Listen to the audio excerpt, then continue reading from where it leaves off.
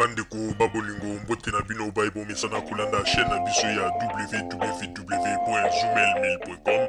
Lelo tozali na esengo mpona kopresente bino ba émission na bino oyo bomesana kozela. Ngai papa Roger Babo lelo na kopresente bino ba émission oyo bomesana kozela mokolo na mokolo mpona kotalisa na bana ya Congo eloko nini oyo tobombeli bango.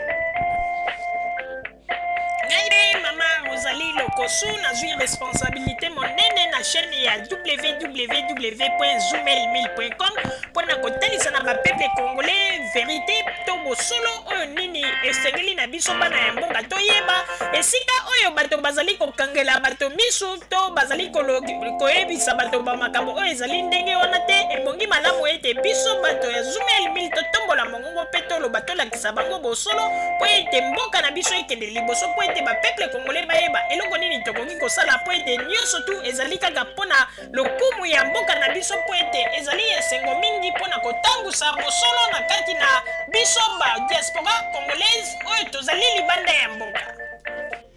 Na ntango oyo bozala kaka bisika bozali nde bokolanda basango ya www.zumel1000.com. Bandeko babolingo mbote na bino baebomesana kolanda radio na biso ya Zumel 1000. Bandeko babolingo lelo tozali na esengo mingi mpona kopesa bino basango na oyo etali mboka na biso RDC pe oyo etali ba diaspora congolaise oyo tovandi libanda ya mboka. Pona yango bandeko babolingo lelo tozali na ba sujet ebele oyo tokolobela ba diaspora congolaise oyo bazali libanda ya mboka pe ba peuple congolais oyo bazali na kati ya République démocratique du Congo. Bandeko babolingo boyebi ete radio na biso Zumel 1000 ezali radio oyo ezali kopesa basango mpona kotalisa ndenge nini makambo ezali kotambola na ndenge ya bosolo. Ezali kotambola, ezali kolakisa bamakambo oyo ezali kotambola na ndenge ya nyoka te, na ndenge ya kobombana te, na ndenge ete bakosa bapeple te, kasi na ndenge ete peuple congolais nyonso tu amona lumière.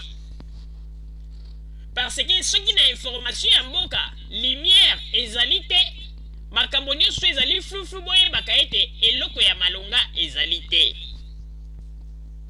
Alors, mpona kokota na kati ya masolo yango, na kosenga na papa Botamba kuna na régie atutela biso loyembo moko ebongo nsima toyeba na koloba oyo tobombeli bino. Papa Botamba, musique s'il vous plaît.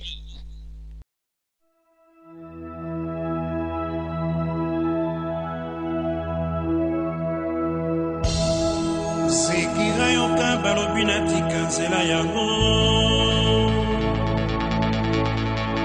nameki nabenda nzoto kasi motema ekotingama.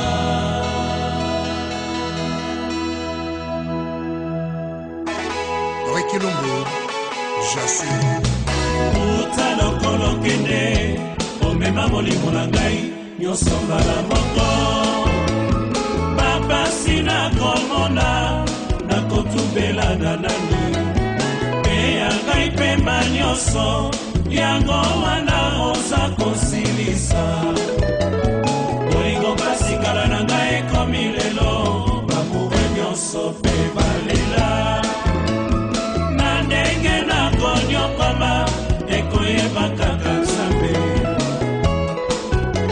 sekirasala noki okoya kokuta moto basi bakuna.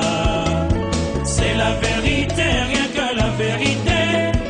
Tuna baebasa na ngai elongo mpona bandi kosila nzoto noki te okoyokanga na dangwe ndeko ya mwasi ata kobikisa ngai nakei kopesa nzoto na losambo paster akoyeba te eza foto ya lamoure.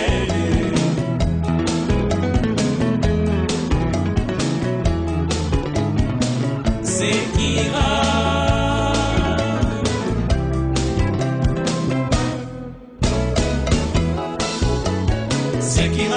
noki okoya kokuta moto basi bakunda. C'est la vérité, rien que la vérité. Tuna baebasa na ngai elongo mpona bandi kosila nzoto noki te okoyokanga na dambe. Eyale Ikabe Opolonsingi.